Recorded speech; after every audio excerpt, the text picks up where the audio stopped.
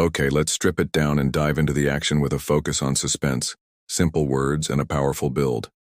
Here is the revised first chapter, starting right in the middle of the tension. She was already inside the coop when I caught her, bent over like she owned the place, gently lifting an egg, whispering something sweet to the hens like they were hers. My jaw clenched as I stood there, invisible behind the barn wall, watching my neighbor Karen. Yes, that Karen. Treating my private farm like her personal grocery aisle. She had a yoga mat rolled up under one arm, a tote bag labeled "Local is Love" over her shoulder, and a smug little grin on her face as she swiped the last egg. And the worst part was, this wasn't the first time. I knew now she'd been doing this for weeks, but she had no idea I was watching this time, or that I was done playing nice. Every morning on my farm started the same way. Coffee first, always. Then a slow walk to the coop, greeting Diablo, my overprotective rooster, with a nod. He strutted, like he owned the place. Chest out, feathers gleaming, the sun hitting his comb like a crown. The hens clucked and scratched happily. My dozen egg-laying girls were as reliable as sunrise. So when I started finding only 10 or 11 eggs instead of 12, I figured maybe 1 or 2 hens were taking a break. Hens can be moody like that, but by the end of the week I was pulling 9 eggs, then 8. I checked their diet, changed their feed, added more calcium to keep the shells strong. Nothing changed. I started watching them longer, seeing if a snake had gotten bold or if Diablo was acting stressed. He wasn't. He was as calm and territorial as ever. Still puffed up and mean-looking to anyone but me. So, I cleaned out the coop, just to be safe. Trimmed the nesting straw, reinforced the fence line. Still, the numbers didn't add up. It was one morning right before dawn that I noticed the first real clue. A single footprint in the dew, not an animal print, not even a boot. A small tread, a running shoe right up near the coop door. I crouched down and followed it a few feet until it disappeared into the dry gravel path. But that wasn't all. Near the fence post was a crumpled protein bar wrapper, organic vanilla almond, and expensive. My hens didn't snack like that. Neither did I. That day I kept my mouth shut. But I made 2 purchases. One was a fresh padlock for the coop gate. The other was a trail camera, a good one. Night vision, motion sensor, solar battery. Took me an hour to mount it right where no one would notice, angled low, focused on the path and the nest box. I waited 2 days, then 3. Nothing new happened. Then the 4th morning, the camera sent me a ping. I opened the live view and my heart stuttered. Karen, my neighbor Karen, blonde hair tied back in a bun, matching tracksuit and yoga mat under one arm. She walked casually through the unlocked side gate. Unlocked because I left it that way on purpose. She strolled past my tomato plants, stepped around Diablo, who was locked inside for his own protection, and ducked into the coop like she was doing me a favor. She crouched, opened the nest box, smiled, and took out 4 eggs. I watched her, brushed the feathers back gently, then whispered something like, "Thanks, girls," before sliding the eggs into a reusable egg carton. Then, like it was all perfectly normal, she waved at the hens and walked right back out. She even glanced toward the camera. Not that she knew it was there, but she waved like she was proud. I stared at the footage for a full minute. My blood boiled. I wasn't just being stolen from. I was being mocked. Karen had always been the HOA's golden child. She organized the block parties, ran the community Facebook page, and once held a vote to ban wind chimes because the sound gave her dog anxiety. She once lectured me at the mailbox about my scarecrow being too realistic and threatening to small children. I told her it wasn't a scarecrow. It was my cousin asleep in a lawn chair. She didn't laugh. Still, I tried to live peacefully. I kept to my land, stayed inside HOA boundaries when I had to, and let the drama roll off my back. But this was trespassing, theft, entitlement on a whole new level, and I had her red-handed. That afternoon, I walked over with the printed screenshots from the video. Not all of them, just one. Her inside my coop, clearly lifting an egg. I rang the bell and waited. She answered with a smoothie in one hand and a surprised look on her face.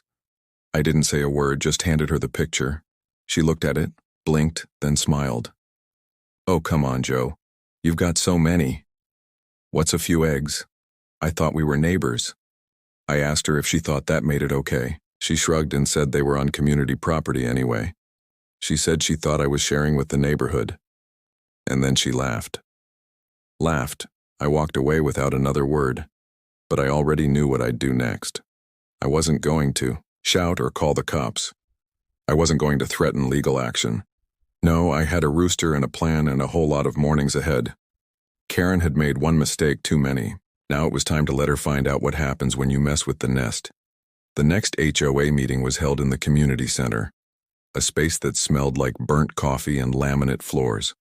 I sat in the back with my arms crossed, waiting for Karen to make her usual grand entrance. She didn't disappoint. She breezed in with her iPad in one hand and a giant reusable cup in the other, wearing a shirt that read, "Excellent vibes only." I nearly choked on my coffee. She smiled at the board members like she owned the room, and sat down at the head of the community round table, as if nothing had happened just days earlier. I had no intention of making a public scene.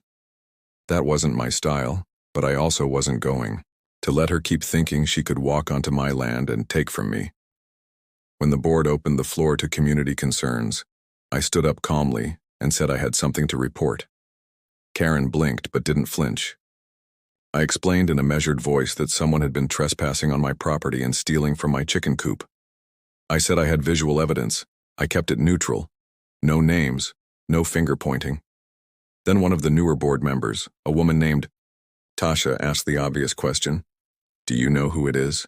I paused and looked straight at Karen. She gave me a tight-lipped smile, one of those "I dare you" looks that only made my jaw clench tighter. I said, "Yes, I do."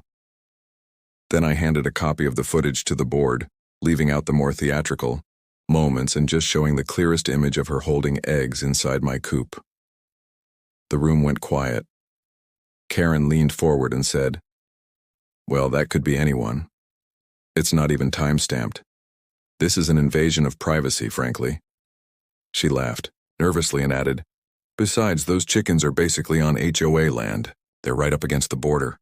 It's community property." I had come prepared. I pulled out the printed county map and zoning lines, complete with GPS coordinates. My coop was 10 feet inside my own land. Private, not community, not shared, not public. My land, my birds, my eggs. Karen's face tightened like a drawstring bag. She turned to the board and started spinning a story about how she thought the eggs were going to waste, how she only took them a few times, how she had once overheard me say I had too many. The lies piled up like bad compost, steaming and rotten. The board looked increasingly uncomfortable. Then, in a twist I didn't see coming, Karen flipped the script. She said my rooster had attacked her, that Diablo had chased her and pecked at her ankles. She claimed he was dangerous, a noise nuisance, and that several neighbors had complained about the early crowing. Her voice rose in pitch with every sentence. "I just want to live in peace," she said dramatically, pretending to dab at her eye, with a napkin from her smoothie sleeve. "This is harassment. He's trying to humiliate me. He's making this personal." The board agreed to table the issue until more investigation could be done, but not before Karen filed a formal HOA complaint against me, citing excessive animal noise, unsafe fencing, and yes, aggressive poultry behavior. I left that meeting, with a copy of the complaint in one hand and a pulsing headache in the other. She wasn't going to stop. Not until she got what she wanted. And what she wanted, apparently, was to keep stealing from me without consequence. The next few days, I kept my routines normal but stayed alert. I knew she wouldn't lay low. She was the type who doubled down. I reinforced my coop's fencing, added more gravel near the entrance to capture footprints, and installed another camera at a wider angle. I also bought a decibel meter and recorded Diablo's crowing at different times of day. As expected, he never once crossed the allowable limit. I compiled that data too, along with the timestamps and ambient sounds from nearby traffic. If she wanted to play legal games, I was more than ready. Sure enough, 2 mornings later I caught her again. This time she came earlier, still in gym gear, still casual, still carrying her tote. But she must have thought she'd be clever because She brought her little white dog with her and walked it slowly past my fence like it was just another morning stroll. Then when she thought no one was watching, she slipped through the side gate, unlatched the coop, and went inside. The dog stayed outside, sniffing the grass. I watched it all from the barn window, phone in hand, live stream recording.